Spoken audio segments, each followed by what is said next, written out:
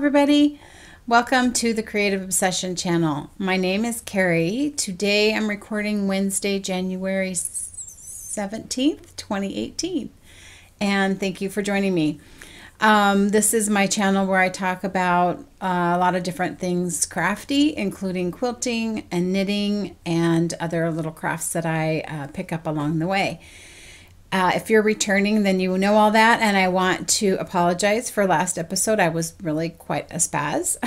I was really ramped up, and I'm trying to take it a little slower and not be such a dork. So anyway, thank you for being here. Any links to where you can find me and anything that I talk about that has a website or a link, I will put in the description box below the video.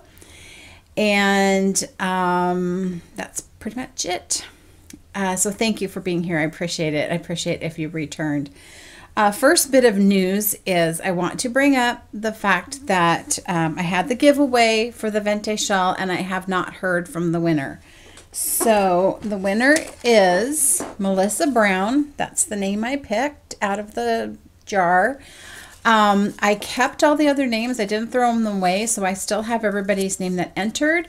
So if Melissa does not contact me to claim this by the time I record next time, so I need to hear from you before January 31st. If I don't, then I will pick another winner. So Melissa, if you want it, you got to get a hold of me. Okay. That's the first bit of news. As you can see, I'm back in front of the design wall with a quilt on the wall. I haven't had that for quite a while. I thought I had gone through all the quilts that I had in the house, and I remembered I had this one. And what made me remember it was a couple comments that were made, but a comment was made about having the right tools and like, you know, get the right tools and then things will be easier. And that this quilt is the quilt that led me on the journey to seek out long arming, because it was one of the very first quilts I made. I don't know the pattern name. I do know that it was made, or the pattern was Black Cat Creations. I remember that it was an awful pattern. It was not written very well. The idea was you made this block. I can't even remember exactly how the block is laid out, and then you, depending on how you twisted it and turned it, you could get these different designs. And I'm like, great. So I got the fabric for it, you know, and I'm real new, and another friend of mine who is an experienced quilter was also going to make it. And I got to putting it together, and to make the lap size, which is the size I wanted, you couldn't make all of the designs. This was it, and this isn't what I wanted. I didn't want diagonal lines. It was supposed to make, like, I think kind of a triangle or a diamond shape or something. I don't even remember now because it's been many, many years ago. But this was the first quilt that I made, and it was one of the first, I actually think it was the first larger size quilt that I quilted on my regular sewing machine. And I struggled so much because, for one, I didn't have the right tools to do it. Part of it is because I didn't have the experience either, but most of it was because I didn't have the right tools. I had a cheap machine which worked fine, but it had a small throat, and the throat is the throat space is the space between the needle and the edge of the machine, and it wasn't very big. Well, when you get to doing the quilting part where you're maneuvering the quilt within the machine, if that space isn't big enough, there's nowhere for that quilt to go, and then it gets really bunched up. And when you're doing free motion quilting, you need the quilt to move really smoothly. And of course, I wasn't going to do something simple because have you ever seen me do that? And so I will put some pictures in. I took some pictures of the backside because you can see the quilting a little bit better. And it turned out okay, but I had this idea, and I either got a stencil or I cut a stencil, and I can't remember exactly. I have a feeling I cut the stencil. Put a stencil on, drew the design I wanted to do, and then I was trying to quilt it. And I was in tears. I was just in tears because, for one, I was on like a fold-up table, which, I mean, there's nothing wrong with this stuff. It's just that they're not the right tools to use to quilt.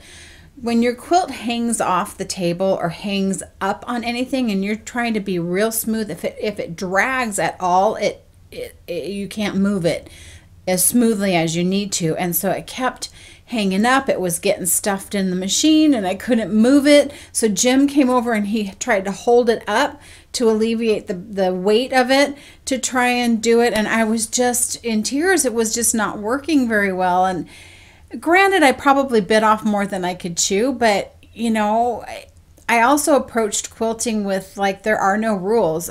You do what you can do.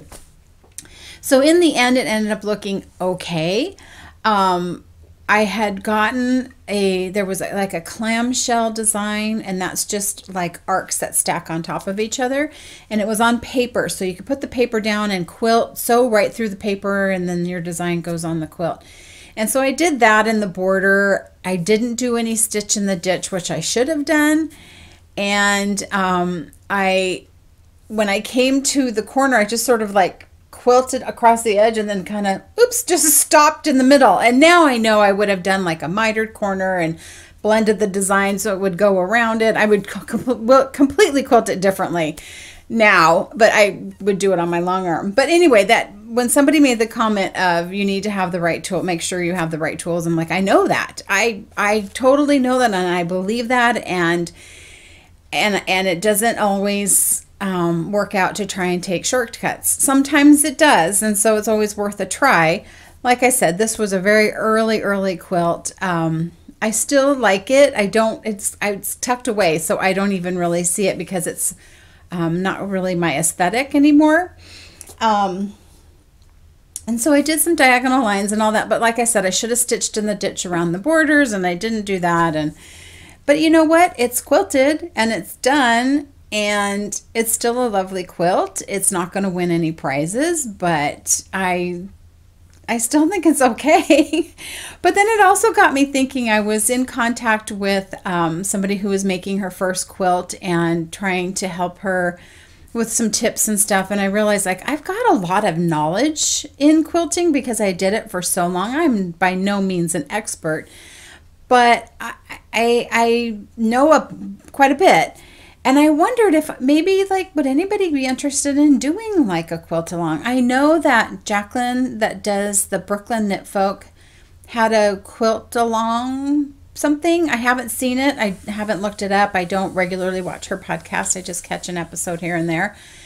So I wouldn't want to duplicate what she does, but would that be something?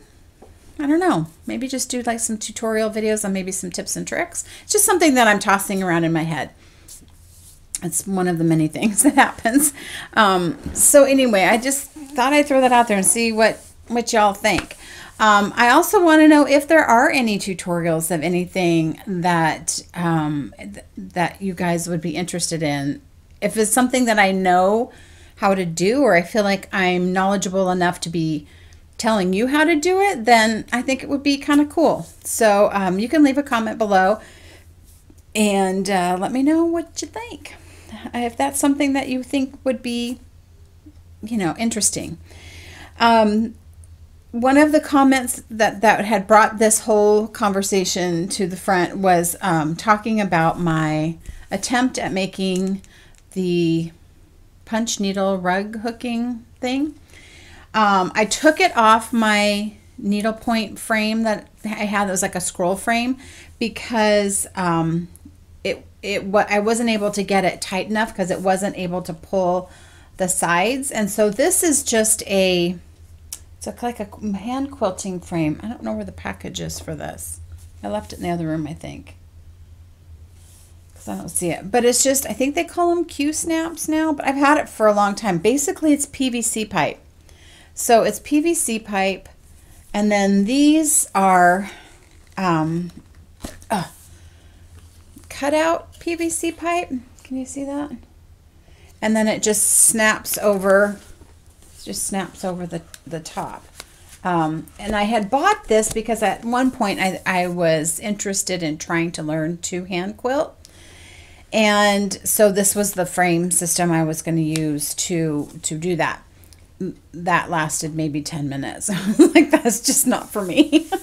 But anyway, and so this person was suggesting, like, you need to get the right tools, get the hoop that you need and all that. Well, meanwhile, Andy of Andre Sue Knits, she just did a little not necessarily a tutorial, but an informational video on her channel, and kind of went over what she does, and she's now carrying the hoops and that in her shop.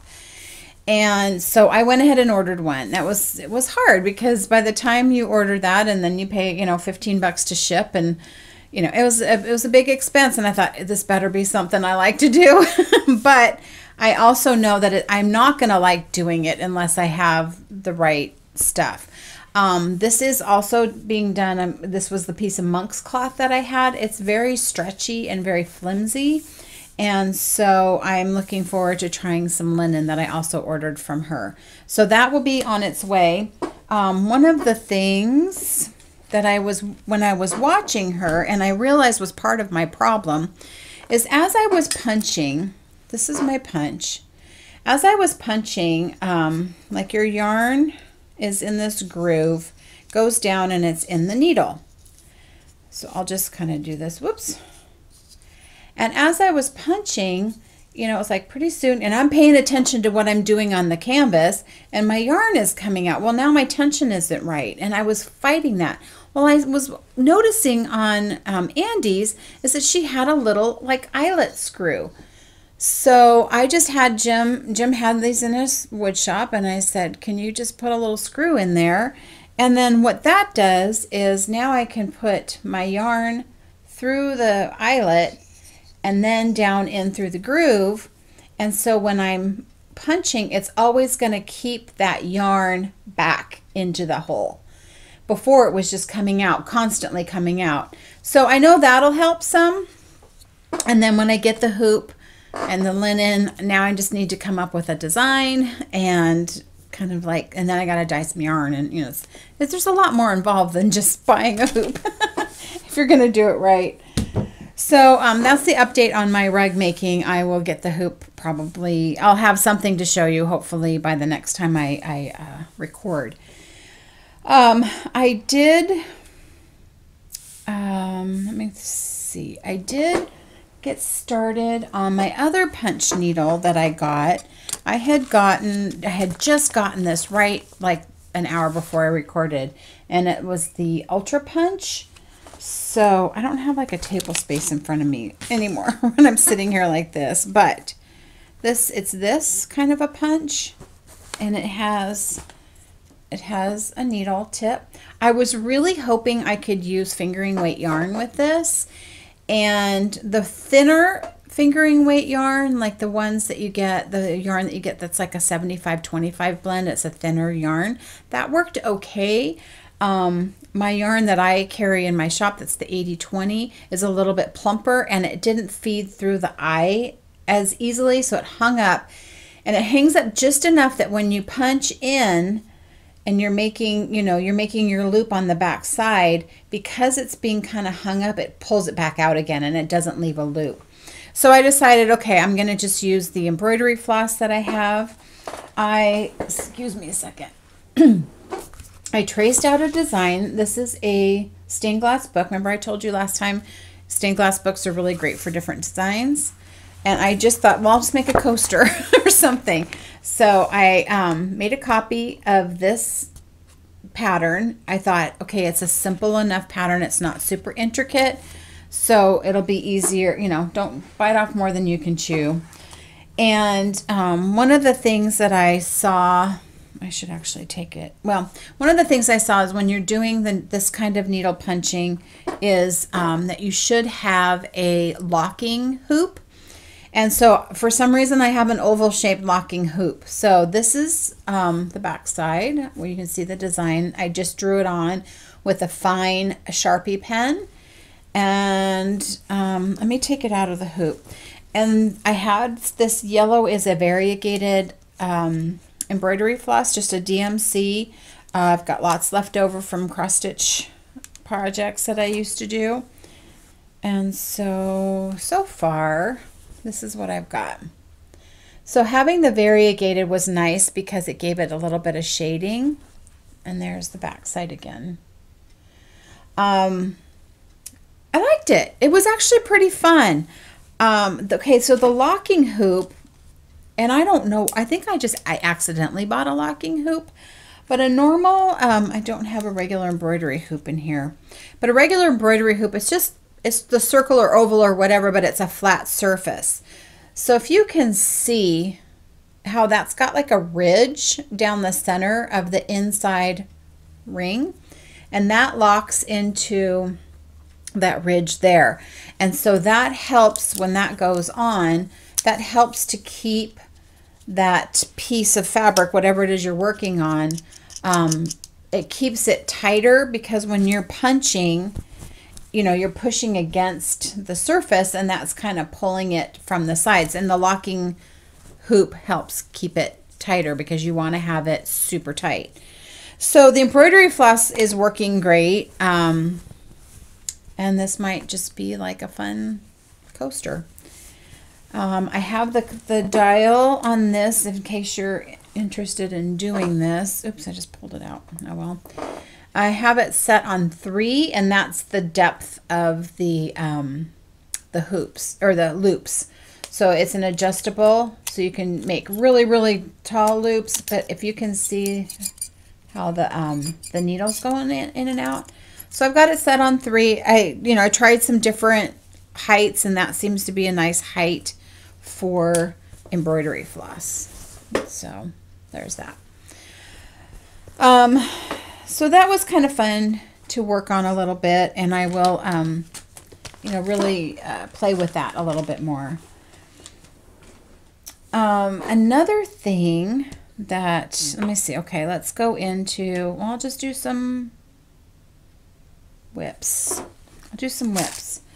I finished my pair of socks. I should have put them on a blocker, but it's a sock. So I finished them. I think I was almost done last time. And I'm getting close to doing the heel on the second one. So that's just been good. Like, went to my niece's gymnastics meet over the weekend and just, that kind of thing to knit. I did start a new project. I wasn't going to do any new cast-ons as much as I was so tempted. I thought, it would feel really good to finish some of the things you started. And I did get to the point on my cardigan that I did the ribbing that goes around the neck band or whatever. Fingers crossed that works when it goes to block. I thought I picked up the right stitches. I don't know. It seemed to work. So now I just have to pick up and do the sleeves. I was a little burned out on working on it, and I was just chomping at the bit for something new. As much as I didn't want to do it, I gave in, and I'm really glad I did.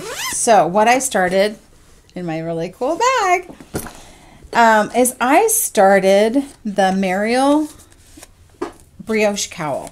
This is a pattern by my friend Janine, who is Yarn and You. So there's the pattern. The pattern is written for worsted. Yes, worsted.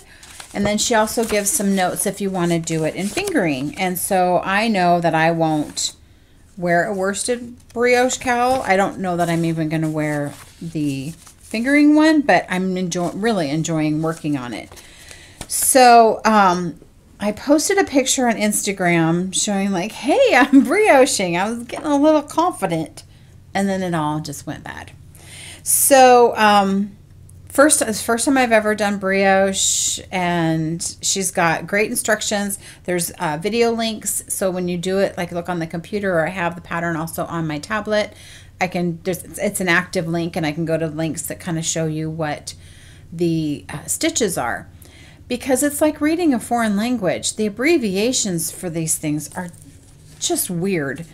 And so I had to learn how to do a German twisted cast on, because that's what she recommends, because and then it gives it some good stretch, which it did.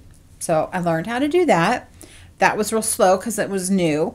But by the time I had to rip this out and recast it on about 10 times, I was getting really good.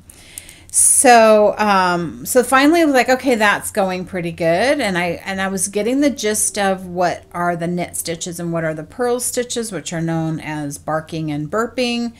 And then you have like the bark, yo, bark. You should hear the conversation in my head as I'm talking myself through it. It's like, yo, slip, bark, yo, bark. and bark 1, bark 5, burp, and whatever. Like you've got all this weird lingo going on in your head, but I'm on a roll. I finally, what I was having problems with then is there are a few increases and decreases. And when I would get to like the end of the pattern repeat, and I'm like, I still have 3 stitches and I should be done. So obviously I missed something. So I would try and take it back. Well, there's the right leaning decrease that you slip a stitch, knit the 1 stitch, and then slip that over, put that on the left needle, then slip that over, and then slip that over. I mean, complicated, right? Now when I get to it, I don't even have to look at the directions. I just look at it and go, oh, I know how to do that. But it took a while. So I was doing that, and I thought, okay, let me try and take back. And I was doing pretty good, but to take that stitch out was really challenging because you've overlapped these kind of slipped stitch things, and then I would drop a stitch. And, well, in brioche, like, you're toast. So I finally got smart at some point. I don't know how smart it was when it took me so long to figure it out, because I would do really good, and then I would get to this one pattern row and it would just be like, ugh. I ended up putting in a lifeline. Ever since I put in the lifeline, I haven't made a mistake. So I should have put a lifeline in the beginning because it's magical. So I will show you what I've got so far. So here is my Muriel brioche cowl. There are a ton of mistakes, like that's not supposed to be there, but you know, we'll just look at this side because I don't think I did it on that side. So there's just a magenta color on the front side, and then a white with some speckles on the inside. I'm planning on, if I wear it, it's going to be the pink side out because that will look better. But it's really fun and really addicting, and I've heard other people say that before, and you think, really? But once I got the hang of it, it is really fun. I think just because it's changing so much, it's really nice to hold in your hand because it's very squishy. When I get to the pattern, like you have a row where you're just like doing a knit stitch, you know, whatever, the brioche knit stitch and slipping stitches, and it's like, whew, that's kind of my rest row. And then you do like a pattern stitch because you're trying to get this design to go, and it's like, okay, deep breath. You can do this. And then it's like when I get to the other end and I have the right amount of stitches, it's like this big sigh of relief. Okay, good. Now I can do this like rest row, and then, okay, we're going in. We're going in. We're going to do this. But it's working out. And even when I have had to take back that weird decrease stitch, I'm better understanding how that stitch was made to be able to see how to take it apart. And so what I did for my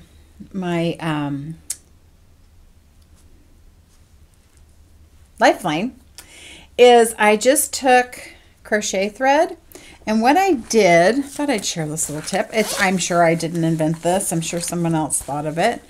But I have these little spools, I guess, for DMC floss, like to wind your embroidery floss on. And so I just took a bunch of that and put crochet thread on it, just wrapped around, and put that in my notions pouch. So then I have a way to do waste yarn no matter what. So what I'm going to do is you can just leave your waste yarn in, but I think instead of cutting more, I'm just going to pull it out and then weave it through. And I just put the crochet thread on a tapestry needle and just stuck it through all the stitches all the way around. The first time I tried it, I used yarn, and it ended up making it too tight because now you've got like double thickness in your loops, and it didn't need to be that way. So the crochet thread, I mean, like you can kind of see it in there, but it's very minimal and out of the way. So this has taken up a lot of my time because it took me, I don't know, I mean, I don't work, you know, I would try and work on a row while I was dyeing, and like the pots are simmering or they're cooling, whatever. I'm like, okay, I'm going to try and do a row. So kind of in and out doing that. It took me like 5 days to get like half that far. And now I'm cruising through it pretty good because I'm not having to take it out as often. I'm really, really enjoying this pattern. what I'd like to do is I'd like to give away a pattern. So I don't know what the prompt should be. What should the prompt be?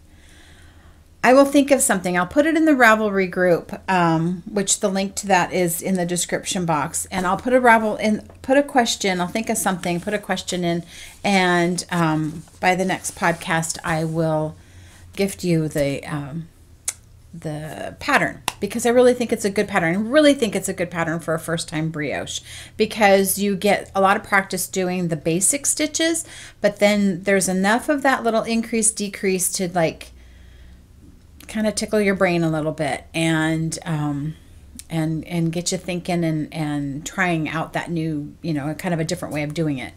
So very enjoyable. That's the Mariel Cowl by Janine McCarty, who is Yarn and New Girl on Ravelry.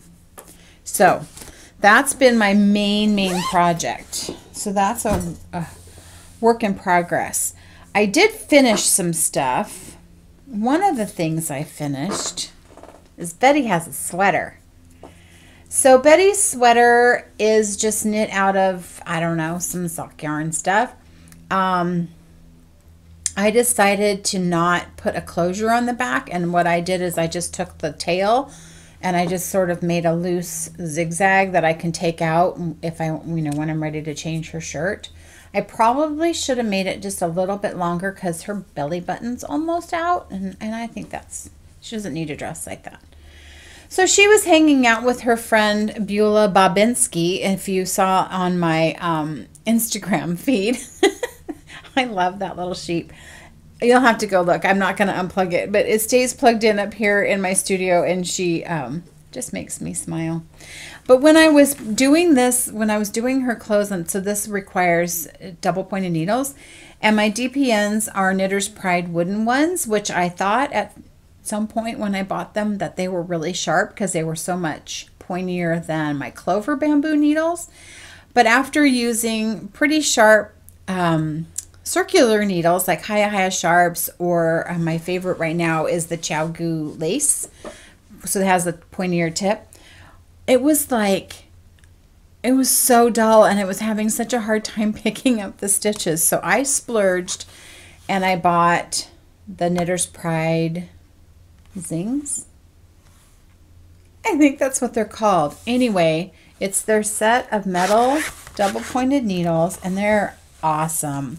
So I got the small set that's got the, you know, like more sock size. So you've got 6 different sizes. They've got a really nice tip to them. Similar to, a little bit duller, but similar to the Chow-Gus, I guess, with the metal. They're just all metal. So when I go to do some other small things, I've got decent needles to do them with. Back to having the right tools for the job. So I may, when my next pair of socks, I may do it on DPNs just to change it up a bit. I'm not sure. I really like my magic loop method, but these are really nice. And I do really like the tip. The join's real nice, or not the join, but you know, where the tip goes into the shaft of the needle is really, really good. So that was fun. And another thing I finished, which I don't really know how I can show you, but I finished the poncho. So this is the poncho that I was working on my knitting machine, and I based it off of the pattern by Church Mouse Designs, Church Mouse something, and it's the easy folded poncho. Basically, you're knitting a rectangle, and then you join it, leaving a neck hole, and then you join a seam. So you've got just a rectangle. On the machine, I was able to do, I'm trying to do this, to do on one edge, because I was concerned about the curling, because it's just stockinette on the machine. But can you see I did this like little edge on it by just moving some stitches over? So that made it really nice. No, that's not the edge. This is the edge. It's all the same. It still kind of curls, but I got it to lay flat a little bit better. But can you see that? I don't know if you can see it. This was, what I did is I I did basically a provisional cast on, so I left the end stitches of the rectangle, left the end stitches as live stitches, because then I was going to do some sort of like ribbing or something. What I ended up deciding to do was, I don't know, is it a mock stitch? It's either moss or seed. I don't really know the difference, where you knit one, purl one, knit one, purl one all the way across, and then you knit the pearls and purl the knits. So it's either moss or seed, and maybe they're the same thing. I don't know. So I did that on the end instead of doing a ribbing. And I like it. I just finished it not too long ago, and of course I finished it, and then we start having like 60-degree weather. So I haven't had a chance to wear it. But I think I'll get some use out of it, especially if I'm going to go out and it's not, of course I'm going to try and do this. There. So the neck is just left without any special stitches, so it just sort of rolls and makes just sort of a loose neck. I got it, I tried blocking it just to see what it would do. It's made out of acrylic yarn. It's Lion Brand jeans yarn or something like that. The blocking didn't really seem to help it, didn't seem to change it. I just thought I'd give it a try. And so then what I did is I hit it with an iron. Now acrylic is plastic basically, and so that will melt really easily. So one of the things I have is one of these sheets of Teflon, I believe. I'm not really sure what they are. I've had it for years, and I've used it when I've done any kind of fusible stuff or glue or anything like that, because nothing sticks to it. So this is a good barrier to use when you're pressing onto something that's a little more delicate. So I just laid this over my poncho and then hit it with an iron, put it on a wool setting so it's not quite as hot. My iron's generally set at cotton just because that's what I work with, which is very hot. So I'm gonna see if you can see me. Hang on a second. Okay, so I don't know if you can see, but this is my poncho. I like it. I think it's a good size. I don't know. I don't feel like I need to remake it or anything. I think it'll be a fun thing to wear. So what I did with the provisional cast on is I just picked it up with my knitting needles, and I tried different sizes to see what fit in the stitches the best, like what size felt like that's the size it was, because I did it on my machine and there's no size necessarily. So I think it was a size 6 that I used to do the edge. And so it's nice. So now if I want to make another one, I will probably do one out of wool just so that I can block it or steam it or something. And I have all the dimensions and, you know, got gauge and whatever. So at least I know now how many rows I need to do. I had bought 6 skeins of yarn, used 5 full skeins to do the body, and then the 6th one is what I used to pick up the edge stitches to do the finishing. So I have quite a bit of that ball left because I wanted to make sure that it was long enough, you know, that it went down on my arms. So I made it, you know, however wide and all that stuff. I'll do a project page for it. I intend to do a project page for it. Let's put it that way. Just because I found somebody when I looked on Ravelry that had done theirs on a machine, and I tried contacting her to see like how many stitches did you use, what was your tension setting, and I never heard back from her. So if she had had that information, that would have been helpful. So I'm going to be the person to put that information in there. Upcoming cast-ons. Okay. So if you're a follower of the Naughty Knitwits, you're not a witch. Let's see, Michelle, you're not witches. The Naughty Knitwits, if you follow them, you know they're going to do a knit along with the Rose City Yarn Crawl, which is happening in March. The Rose City is Portland. And there's a mystery knit along in conjunction with the Yarn Crawl. And I wasn't going to do it. I was like, yeah, no, I don't want to do it because I need to see what it looks like because, you know, you don't always like it. And if I'm going to do all that work and blah, blah, blah. But then I see them talking about it and I'm like, I want to do it. I want to join in on the fun. So I started digging through my stash and just in case I decide to do it, I'm going to probably wait until I see people posting theirs. The thing of it is, I know it's a shawl. I know that part about the mystery. I think it's going to be a triangular shawl, and I don't tend to wear those. So I don't know. But because I was digging through my yarn and putting colors together, I remembered that I had this combination. So this was floppy. This was yarn that I picked up when I went to Yellowstone. So this was dyed by, oops, wrong side, Destination Yarn. And it's the Grand Prismatic Spring. So the colors were inspired by the Grand Prismatic Spring, which is in Yellowstone. And then I picked up this dark, almost black when we were in Jackson Hole. And it was, the yarn is from Palouse Yarn Company. And it's a cashmere blend. This has got silk in it. They're very, very nice. I think they would look really good together because, dang, do this. Because I don't know what other color would go with it. And I thought, oh, maybe I'll do that for the yarn crawl. And I'm like, why don't you do one of the patterns that you know that you really like that are a 2-color? And while I've got it out, and I still want to make the Bendy Arrow by Charlie Bory. And so I'm either going to hold off and make the Bendy Arrow, or I'm going to see what the yarn crawl mystery pattern looks like. I don't know. It's dangerous for me to start putting colors together because then I want to make all the things even more. So another combination that I had come up with was this combination, and this yarn is from Northern Pine Yarn Company. That's her tag. And this is Fairy Lake on the Take a Hike sock base, which is 80% merino, so it's washed merino and 20 nylon, and it's just so pretty. But I don't want to I should say waste it, but I don't want to waste it on something that I may not ever wear. And then this was something that was left over in my shop. Okay, on my screen, this looks blue, but this is like grapey purple, so hopefully that's transferring. I hope the colors aren't weird. I hope I don't have to record this because that would suck. Oh my goodness.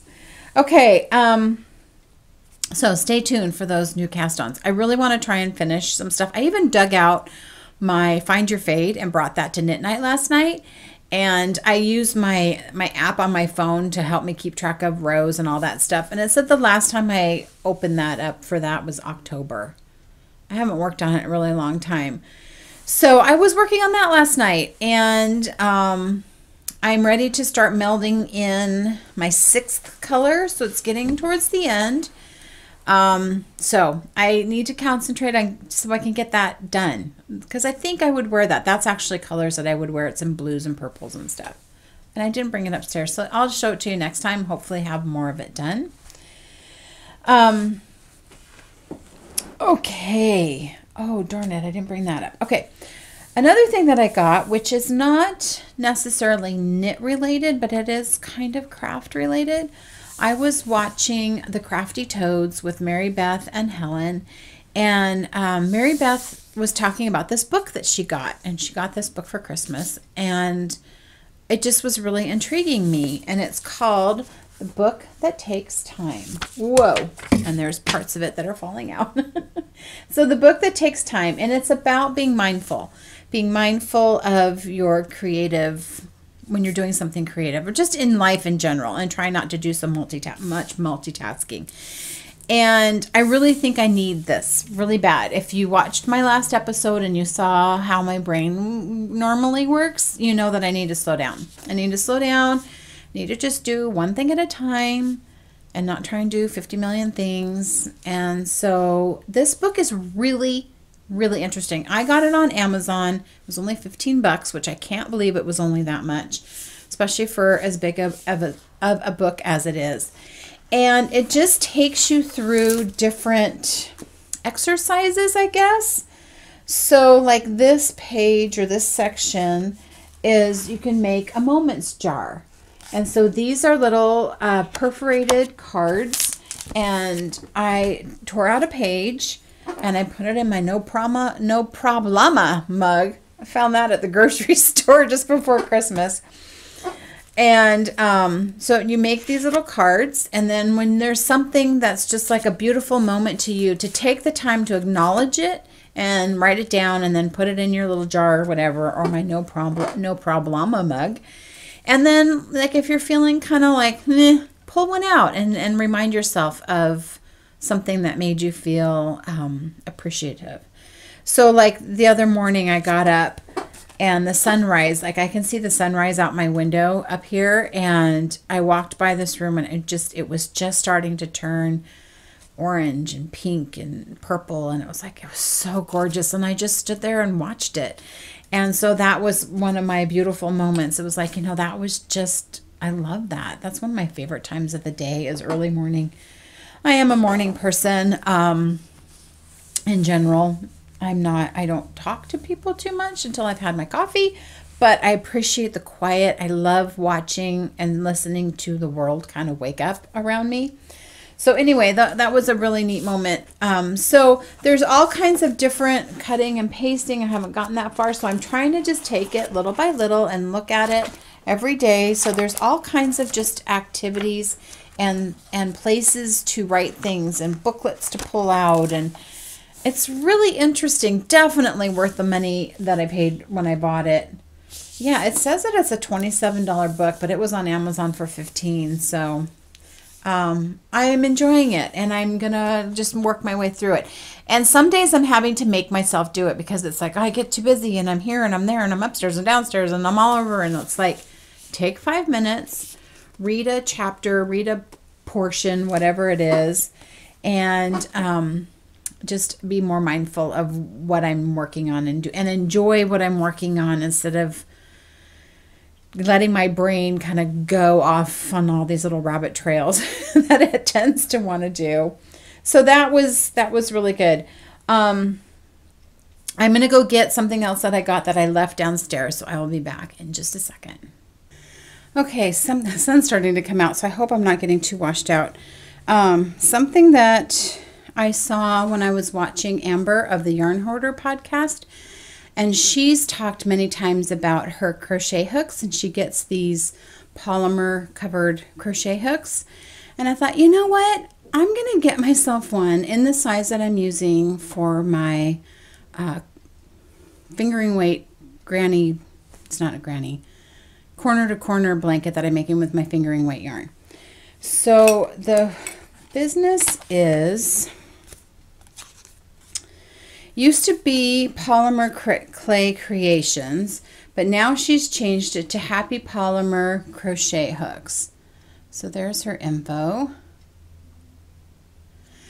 And I thought, I'm going to splurge, and because crochet hooks are like a couple bucks. So getting a crochet hook and spending $15 on it's a lot. But I got a purple crochet hook in the size 3, it's a size 4, no, what is it? 3.5 millimeter. 3.5 millimeters, the size I was using. And the crochet hook I had before was this one. And this is a nice handle, in the fact that it makes it a little bit bigger, which is easier for me to hold. But it doesn't slip in your fingers very well. And I thought, well, let me get this. So this actually is smoother. It doesn't have that same kind of rubbery feel. This is longer. This is longer than what I was used to. And look at the difference in the hooks, at how deep those hooks are. This is Susan Bates. This is I don't know what. This is something I got off of Amazon. Came in a set, and it's just sort of an off-brand, I guess. So I got my blanket out again and started working on it some more. So I put a stitch marker. I got my little Casper marker on there still because he's cute. I'm still working off my magic ball, and I have all those minis from Christmas I haven't even touched yet. But I'm almost done. The Christmas ball is getting smaller. It just really had a lot of yarn on there. So that was really nice. I actually hadn't worked on it in a long time, and so then it was like, I'm going to start working on it. So now you can see I'm getting more into smaller bits of the yarn, whereas here it was like, that was what was left over from socks, which is usually quite a bit. And it's not as wide there because I'm going corner to corner. So as I get longer, my stripes are going to get a little bit narrower too. So I love it. I do really like this hook. It's just a little, it's going to take some getting used to because the other one was shorter, and so just holding it different, but it feels really good in my hand. And it's really nice and smooth. She did a beautiful job. So now I have a pretty hook to do my blanket with. Okay. That's, I think, it from all my crafty stuff. There are some knit-alongs that are happening. I'm not going to do a knit-along because I feel like there's a lot going on other podcasts and other groups, but the couple that I know of is Allison at 4 Knit Sakes is doing a knit-along where you're just using your stash. It's a stash busting type of knit-along. So check her out. Go to her Ravelry group. Check out her podcast. She's got a really nice podcast. And that's 4 Knit Sakes. Treehouse Knits, Rachel at Treehouse Knits is doing a kit cowl. So you can make anything. It doesn't have to be knitting. So I guess it's not a cowl because that's knit along. It's a cowl because it's a kit along. So anything that came in a kit, whether it's knitting or it could be cross stitching or anything like that, it's all kit based. So she's got that. I'll put a link to her podcast. She's also got a really good podcast. She's very informative with stuff. Another one is, I thought I wrote her down. Darn it. I thought I wrote her down. I ran out of space. Her name is Kristen Kelly, I think. And it's the U University. I just keep forgetting to mention it. U University, yeah. She's I think a professor. So her channel is more educational, and she'll have like background on, you know, a particular sheep, or I don't know. She's just got a lot of information. She's a good podcast to watch. She's not doing a knit along or anything. I got kind of sidetracked. The Naughty Knitwits is going to do the Yarn City Yarn Crawl. Rose City Yarn Crawl. We are kind of a yarn city. We've got a ton of knit shops in Portland. Rose City Yarn Crawl. They're going to host that. So back to podcasts that I've been watching. I kind of got my two lists mixed up. So you've got Christine Kelly, who is U University. She's Dr. Kelly. Knitting the Stash with Melissa. I've just started watching her, and she's a young gal that I don't have a lot of information about her because I just started watching her. But another one, a new one to the scene, and I think everybody needs to watch her, is Chevy Rell. Okay, she makes me laugh out loud. Because I think she's like my spirit animal, because I can totally relate to so much of what she says. I think we think creatively kind of along the same lines. When she said something about, I don't know if it was in her introduction video or one of her episodes, but about how she likes to learn things. And I'm like, that's why I try so many different things and why I try so many crafts, because I love the part of learning it. I love to just investigate it and learn how to do it. And it may not be something that sticks with me that I want to continue doing, but I like the learning process of it. And that's why I try so many different things. She swears, and I can appreciate that because I have to try really hard not to swear on my channel, because that's just something I've chosen not to do. But please check her out. She's hysterical. Yes, Chevy Rell, you can be my friend. We're friends now because, you know, she's funny. So that, I think, is all of it that I have. There are some new yarns in the shop. I didn't bring them out here with me. If you want to go check out the shop, you'll find some stuff there. A lot of things that go together. If you saw my Instagram post, I tried to put some different colors together because of all these different knit-alongs that are happening kind of all over. It's like, if you need some inspiration, I happen to have a lot of yarn that goes together and it would make beautiful things.